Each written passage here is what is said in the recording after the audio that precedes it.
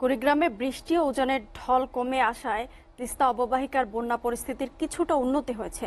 গত ২৪ ঘন্টায় ৩৯ সেন্টিমিটার হ্রাস পেয়ে বিপদসীমার ৬ সেন্টিমিটার নিচ দিয়ে প্রবাহিত হচ্ছে তিস্তার পানি। কুড়িগ্রাম পানি উন্নয়ন বোর্ড জানায়, জেলার উপর দিয়ে প্রবাহিত তিস্তা, ধরলা, দুধকুমার সহ সবগুলো নদ নদীর পানি বিপদসীমার নিচ দিয়ে প্রবাহিত হচ্ছে। এদিকে পানি কমার সাথে সাথে তীব্র হয়ে উঠছে তিস্তা পাড়ের ভাঙন। স্থানীয়রা জানান, পানি কমার সাথে ভাঙন শুরু হলেও কোনো ব্যবস্থা নেই প্রতিরোধের।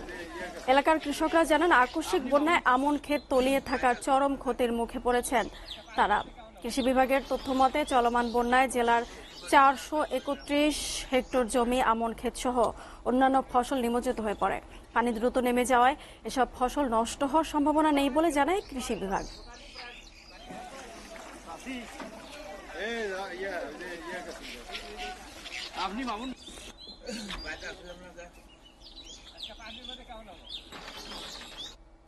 তিস্তার পানি বৃদ্ধি ও লোকালয় প্লাবিত হওয়ার খবর জানাতে কুড়িগ্রাম থেকে সরাসরি যুক্ত হচ্ছেন সহকর্মী জাহিদুল ইসলাম জাহিদ।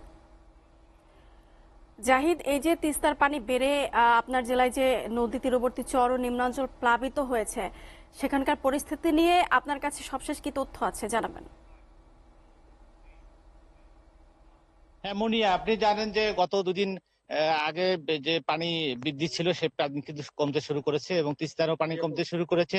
সেই সাথে সবকটি নদ নদীর পানি কমতে শুরু করেছে, কিন্তু এই পানি কমার ফলে তিস্তার বেশ কয়েকটি জায়গায় এবং ব্রহ্মপুত্র, ধরলা, দুধকুমার নদীর কিন্তু তীব্র ভাঙন দেখা দিয়েছে। এতে অনেকের বাড়িঘর ভেঙে যাচ্ছে এবং মানুষজন অসহায় হয়ে সেসব নিয়ে অন্যত্র চলে যাচ্ছে। আর এই পানি উন্নয়ন বোর্ডের কাছে আমি জানতে চেয়েছিলাম যে এই যে ভাঙন, তিস্তায় যে ভাঙন দেখা দিয়েছে, এই ভাঙনের প্রতিরোধে তারা কোনো ব্যবস্থা নিয়েছে কিনা।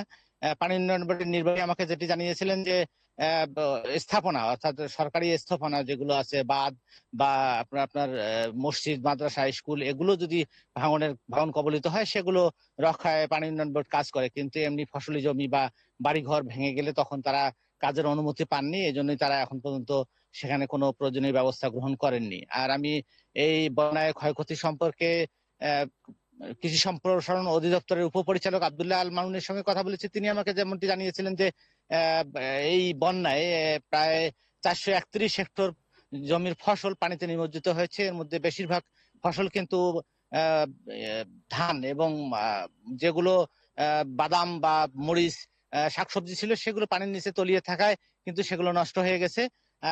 আর ধান তেমনটা ক্ষতি হবে না এমনটা আশা প্রকাশ করছে না। আর পানি এভাবে দ্রুত কমে গেলে ধানের ক্ষতি হবে না এমনটাই আমাকে জানিয়েছিলেন। এই ছিল আমার কাছে বন্যা পরিস্থিতির সর্বশেষ তথ্য।